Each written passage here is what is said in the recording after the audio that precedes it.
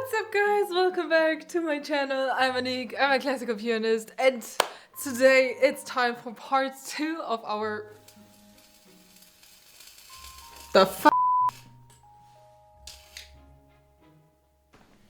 Okay, so apparently my light doesn't like me anymore. Oh my god, I'm genius. Tada! Oh Mann, ich bin blind, Alter. Ich sehe nichts mehr. Anyway, we wanted to do a part 2 of a ranking of all Chopin Etudes. So if you missed Opus 10, you can watch it up here. And today it's time for Opus 25. As you might know, I've played all Chopin Etudes. It was a lot of work, but it was really worth it. So now I thought it's time for another tier list. Let's get started and see how difficult Opus 25 is. If you like this video, please give it a thumbs up. Don't forget to subscribe and hit the bell if you want to support me and this channel. Please consider supporting me on Patreon. I will need a new light, so there is a good reason to support me. Okay, let's get started.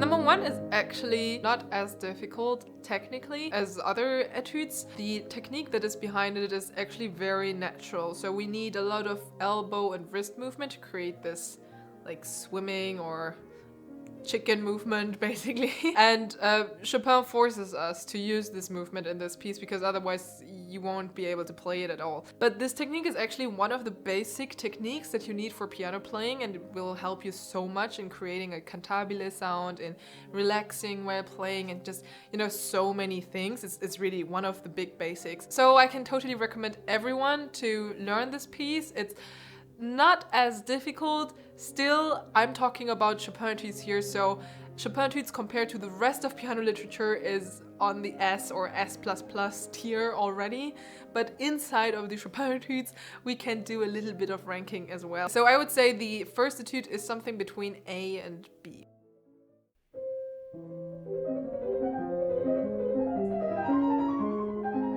Opus 25 number 2 was actually the very first Chopin etude that I ever played when I was 8 years old, around 8 years old. I think many people are underrating this piece. I would still not rate it on the most difficult ones, and probably it's also somewhere between A and B.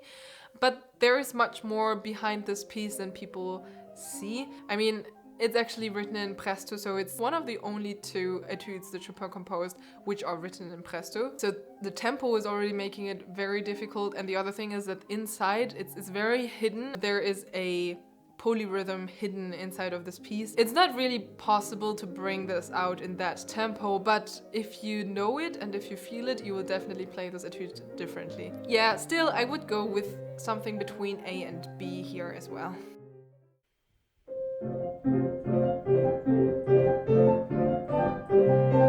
Number 3 is one of my favorites. I loved it a lot, and it was also one of the first etudes that I played. Something that I really like about Chopin's etudes is that he's really forcing you to do the right movements, because otherwise it's not going to work. So in this case, he really forces you to go again outside, so away from your body with your elbows, and do this over and over and over and over again.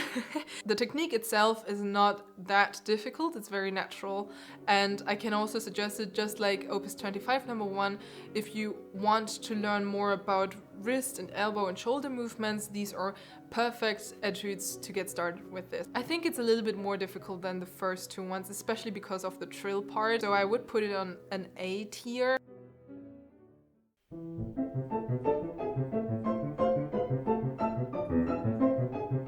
Number 4 is so hard.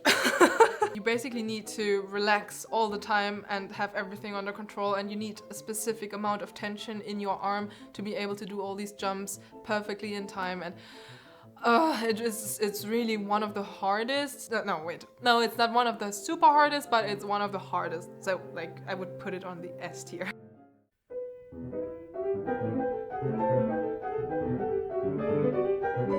Number 5, wrong notes, has one of the most beautiful melodies in the middle part. It's so beautiful, and it's one of the most special etudes. Like musically, it's so difficult to understand what is happening there. Technically, I would not say that it's that difficult, so I would put it maybe on an A tier. So actually, it's somewhere between S and A, I would say.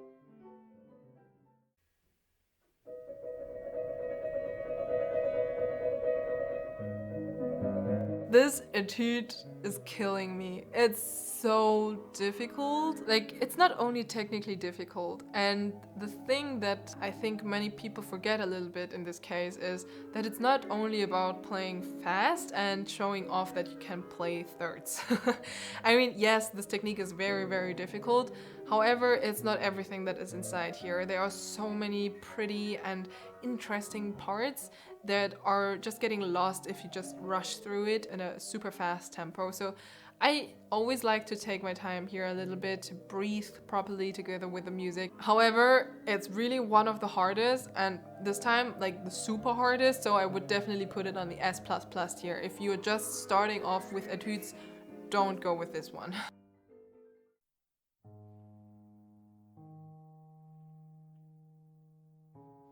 As I said in Opus 10, slow etudes does not mean that it's easy. Playing slow pieces does not mean that it is easy. And actually there are so many things that are more difficult when you have to play slowly than when you have to play fast. You have to really pay attention to every single note that you play, and you have to make sure that the phrasing is just on point. You don't want to let the sound die too early. So you need a lot of control to play this piece. Like, this piece is just so deep. Everyone would learn a lot by learning this piece. You will have to control your left hand a lot. You will have to use your left hand finally to create a melody. This is something that we don't do so often, and still we need it.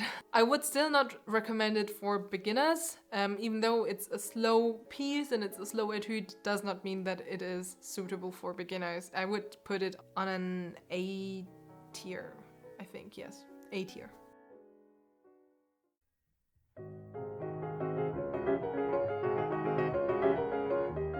Number 8 is not so long, but therefore extremely hard. I had really troubles to get along with these sixths. You have to do this crazy spider thing with your hands, and simultaneously it's supposed to sound good. So you have a lot of tension inside of your hand, and then you have to play fast, and then you have to do strange movements, and then everything is just completely tensed up and cramps. I would definitely put it on an S++ tier for me personally, because it's technically and musically challenging.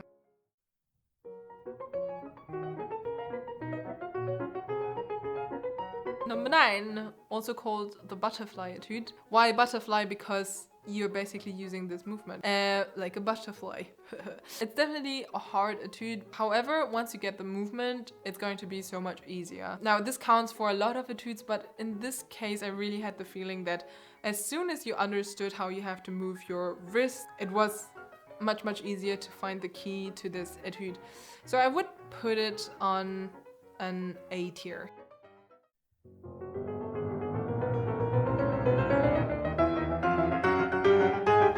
Number 10, all these octaves. Like, as a woman, I have to say, I really had to think about how to get through it without losing too much energy and power. I think the key here is to find the right spots to relax while you're doing all these octaves, and also to include more dynamic in your phrasing. So you can create little waves here, and by doing this you can relax while you play. However, this is really one of the hardest etudes, and also the middle part is so beautiful, but again, even though it's slowly, it is really challenging to make it sound beautiful. I think this is definitely one of the hardest, so S++.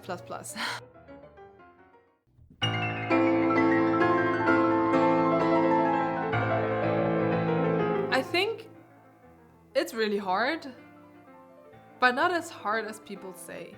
Like, many people are so impressed by all these fast runs. It's dramatic and everything, but there are other etudes which are much more difficult in terms of technique. I still think that is definitely one of the hardest, but not one of the super hardest, so I would put it on an S tier.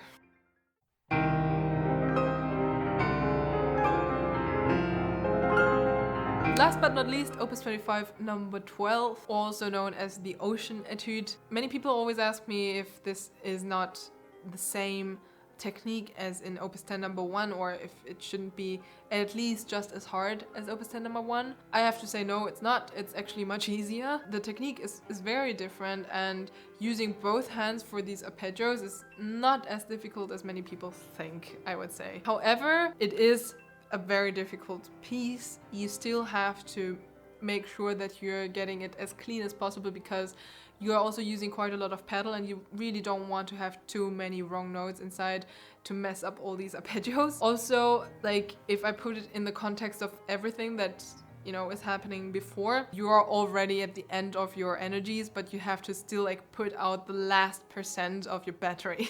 So this one is, as I said, not as hard as the other ones, still very hard, and I would put it on the S tier.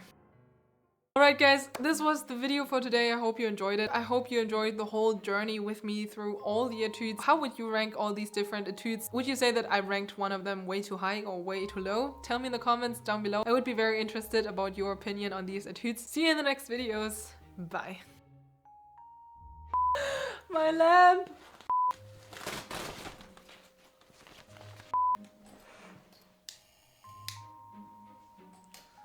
I need another light!